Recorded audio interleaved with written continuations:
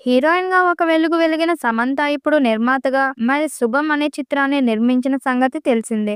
కొత్త వాళ్ళతో నిర్మించిన ఈ సినిమా మే 9న ప్రపంచవ్యాప్తంగా భారీ అంచనాల నడుమ విడుదల కాబోతుంది. ఈ సందర్భంగా మూవీ ప్రమోషన్స్‌ని ఇప్పటి నుండే ప్రారంభించింది సమంత. టీజర్‌తోనే ఆడియన్స్‌ని ప్రత్యేకంగా ఆకర్షించిన ఈ చిత్రం నేడు ట్రైలర్ ద్వారా ఆడియన్స్‌లో మరింత అంచనాలను రేకెత్తించింది. కొసమెరుపు ఏమిటంటే ఈ చిత్రంలో సమంత కూడా ఒక కీలక పాత్రలో నటించిందని ట్రైలర్ చివర్లో తెలుస్తుంది. అద్యతం ఉత్కంఠ భరితంగా సాగిన ఈ థియేట్రికల్ ట్రైలర్ ఎలా ఉందో ఒకసారి విశ్లేషిద్దాం. ఈ చిత్రం ద్వారా ప్రవీణ్ అనే దర్శకుడు ఇండస్ట్రీకి పరిచయం కాబోతున్నాడు. ఈ మధ్య కాలంలో సినిమాలను మన ఆడియన్స్ కొత్తదనం లేకపోతే థియేటర్స్‌లోకి వచ్చి అసలు చూడటం లేదు. కొత్తదనం ఉంటే ఊరు పేరు తెలియని నటీనటులు సినిమాలను కూడా ఆదరిస్తున్నారు మన ఆడియన్స్.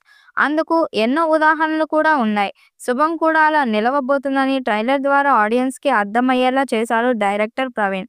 కథ ఏమిటంటే కొత్తగా పెళ్లైన జంట సంతోషంగా శోభనం చేసుకోవడానికి గదిలోకి వెళ్తారు. కాసేపు కబుర్లు చెప్పుకుంటారు.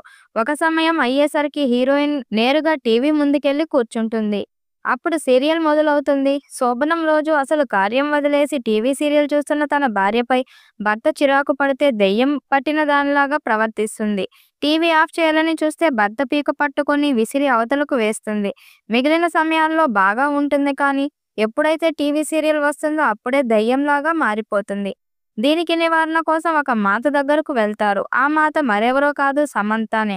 ఆ తర్వాత ఏమైంది అనేది తెలుసుకోవాలంటే మే 9 వరకు ఆగాల్సిందే. హర్రర్ జానర్‌లో చాలా సినిమాలు వచ్చాయి కానీ ఇప్పటి వరకు ఇలాంటి సినిమా మాత్రం రాలేదు.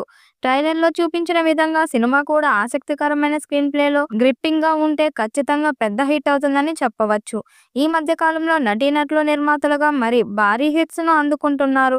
సమంత కూడా ఆ లిస్ట్‌లోకి చేరుతుందని అభిమానులు ఆశిస్తున్నారు.